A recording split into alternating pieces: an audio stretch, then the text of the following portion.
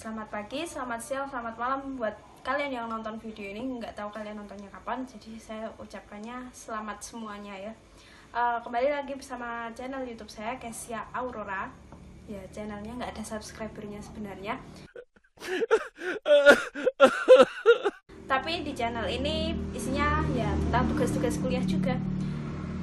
Jadi pertama perkenalkan dulu, nama saya Kesia Putri Aurora, NIM saya 682019-069.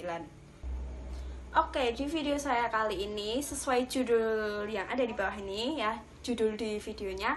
Di sini saya akan membahas mengenai Pancasila X generasi milenial atau Pancasila versus generasi milenial.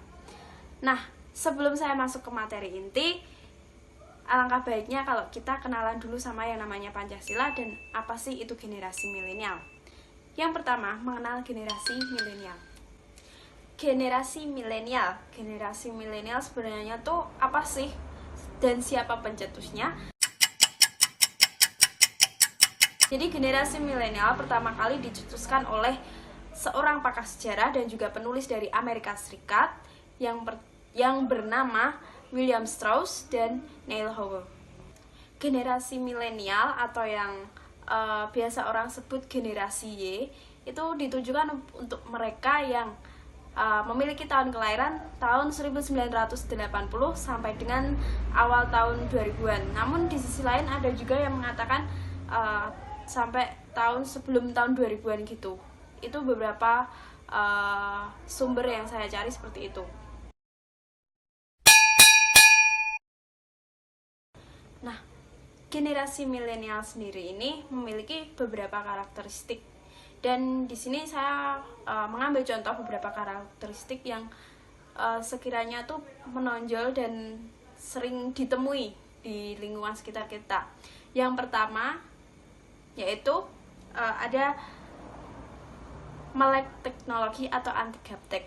Generasi milenial ini selalu cepat sekali dalam hal teknologi. Ketika ada teknologi baru, mereka akan selalu cepat untuk menanggapinya dan cepat untuk berburu teknologi ini. Jadi bisa dikatakan mereka anti gaptek karena mereka tuh anak yang gaul-gaul gitulah. Kemudian yang kedua itu ada gampang beradaptasi. Jadi ketika mereka berada di sebuah lingkungan baru, sebuah masyarakat yang baru, mereka tuh gampang beradaptasi, nggak jaim-jaiman. Mereka bisa mengelola diri mereka bagaimana biar mereka tuh bisa berbaur dengan masyarakat atau lingkungan yang baru. Kemudian yang ketiga itu ada berpikiran terbuka. Generasi milenial ini selalu memiliki pikiran yang jauh lebih maju, jauh lebih di depan karena mereka tuh open-minded. Oke, yang kedua di sini kita akan mengenal apa itu Pancasila. Pancasila tersendiri berasal dari bahasa Sanskerta yang terdiri dari dua kata. Yang pertama ada panca dan yang kedua ada sila. Yang mana panca ini berarti 5 dan sila berarti prinsip atau asas. Sehingga Pancasila dapat diartikan sebagai 5 prinsip atau 5 asas yang mana sekarang digunakan oleh Indonesia sebagai dasar negara di Indonesia. 5 asas ini atau Pancasila ini pertama kali dicetuskan pada tanggal 1 Juni tahun 1945 yang sekarang kita peringati sebagai hari lahirnya Pancasila. Nilai-nilai yang terkandung dalam Pancasila sendiri ada 5, yaitu nilai ketuhanan, nilai persatuan, nilai kemanusiaan, nilai pemusyawaratan, dan juga nilai keadilan. Di mana kelima nilai ini digali dari kebiasaan yang ada pada masyarakat Indonesia. Nah, jadi sudah sepatutnya kita sebagai warga negara Indonesia yang baik, kita sudah harus mengamalkan kelima nilai ini karena 5 nilai ini juga sudah diambil dari kebiasaan yang dilakukan oleh masyarakat Indonesia. Oke, di bagian ketiga, bagian part 3-nya, kita mau membahas mengenai pelanggaran apa sih yang sering mungkin yang sering kita jumpai atau pernah kita jumpai terhadap Pancasila oleh kaum milenial. Oke, mulai dari pelanggaran pada sila pertama, sila ketuhanan yang Maha Esa. Contoh pelanggaran yang ditemui atau yang sering atau yang pernah kita temui yaitu sikap tidak toleransi, Mengapa? Karena di Indonesia kan banyak sekali beragam agama, namun seringkali mereka itu tidak bisa menghargai perbedaan agama. Mereka kan setiap agama pasti memiliki ajaran masing-masing, dan ajarannya tuh padahal juga selalu mengajarkan tentang hal-hal kebaikan, namun mereka seringkali tidak toleran terhadap perbedaan tersebut. Kemudian yang kedua yaitu perusakan tempat ibadah oleh mereka yang tidak bertanggung jawab. Karena di Indonesia juga beraneka ragam agamanya, otomatis tempat ibadahnya juga beraneka ragam. Namun seringkali kalau mereka nggak suka, terus malah mereka merusak tempat ibadah dengan membakar, yang dilempari batu dan lain sebagainya. Kemudian yang ketiga ada gerakan radikalisme, di mana gerakan radikalisme ini mereka tidak menganggap keberadaan dari Tuhan. Kemudian yang kedua, pelanggaran terhadap sila kedua, yaitu sila kemanusiaan yang adil dan beradab. Contohnya yang pertama yaitu berlaku semena-mena terhadap orang lain. Misalnya mentang-mentang dia itu lebih rendah dari kita jabatannya, atau mungkin paling gampang adik tingkat kita, terus mentang-mentang kita udah senior, kita memperlakukan adik tingkat kita tuh seenaknya, nyuruh-nyuruh semau kita. Kemudian yang kedua yaitu tidak mau membantu orang yang terkena musibah.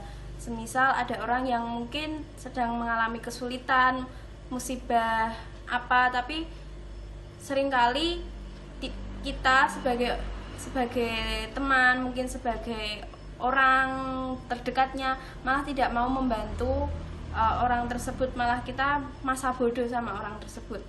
Kemudian pelanggaran terhadap sila ketiga yaitu sila persatuan Indonesia. Contohnya di Indonesia kita sudah tahu kalau suku, ras, agamanya itu banyak, namun seringkali karena perbedaan suku ini orang menganggap bahwa sukunya itu lebih baik dari suku orang lain, sehingga mereka saling menjelekkan satu sama lain, padahal seharusnya perbedaan ini kita buat sebagai pelengkap, bukan perpecahan.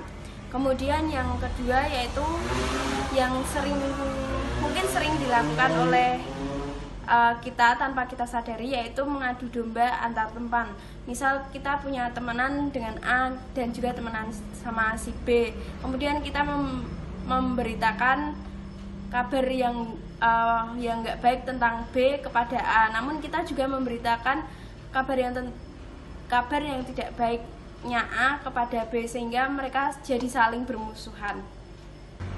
Kemudian yang keempat atau pelanggaran terhadap sila keempat, sila kerakyatan yang dipimpin oleh hikmat kebijaksanaan dalam permusyawaratan perwakilan, yaitu contohnya ketika kita sedang dalam rapat, kita malah melarang orang lain untuk mengutarakan pendapatnya, kita membatasi orang lain untuk berpendapat.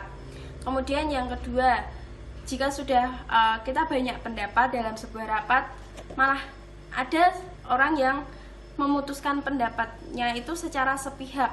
Jadi tanpa melalui persetujuan anggota rapat yang lain, mereka memutuskannya secara sepihak.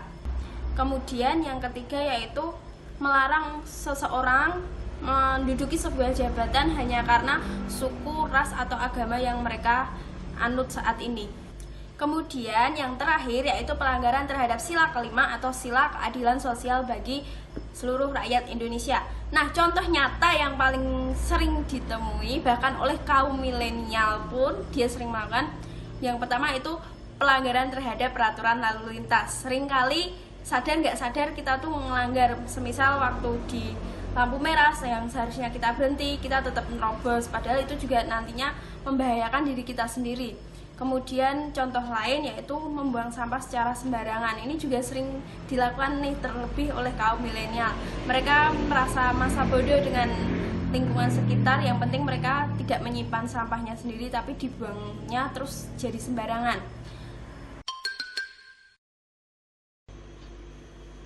Cara menemukan jiwa Pancasila dalam generasi milenial, menurut saya, ini saya sebutkan hanya beberapa contoh yang mungkin gampang dilakukan dalam kehidupan sehari-hari. Yang pertama yaitu menumbuhkan sikap toleransi. Jadi karena Indonesia ini kan banyak, kita beragam dari suku, bahasa, ras, agama, dan segalanya itu kita harus saling menumbuhkan rasa toleransi terhadap perbedaan-perbedaan yang ada. Jangan sampai karena perbedaan ini kita jadi terus saling menjelekkan, kita saling mencela satu sama yang lain, tapi jadikanlah perbedaan ini sebagai pelengkap keanekaragaman yang ada di Indonesia. Kemudian yang kedua, kita tahu kalau sekarang ini teknologi makin canggih, semakin melesat jauh perkembangannya. Nah, sebagai generasi milenial yang baik, sudah sepatutnya kita menggunakannya secara bijak. Teknologi yang semakin berkembang kita manfaatkan untuk hal-hal yang baik-baik saja. Kemudian kalau misal dapat berita seperti tadi, kita saring-saring dulu. Ini tuh beritanya benar atau enggak, kita cari informasi yang lebih dalam. Jangan hanya mengandalkan dari satu sumber saja, tapi carilah berbagai sumber untuk mengklarifikasi apakah berita tersebut benar. Jangan hanya asal nge-share berita tapi kita nggak tahu kebenarannya. Dipilih-pilih juga berita mana sih yang patut kita share, berita mana yang patut kita bagikan ke orang lain yang sekiranya itu bisa membangun orang lain, bukan malah menjatuhkan orang lain. Kemudian yang ketiga yang bisa kita lakukan, hal sederhana lainnya, yaitu dengan kita menghargai perbedaan pendapat.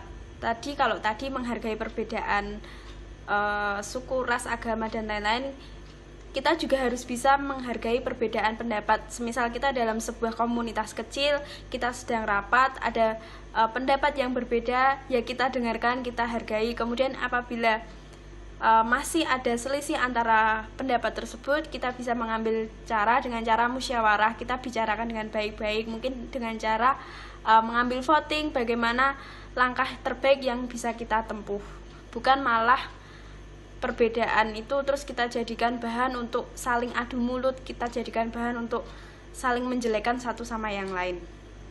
Nah, mungkin itu saja yang bisa saya sampaikan lewat video saya kali ini. Semoga bermanfaat untuk teman-teman semua yang menonton. Terima kasih.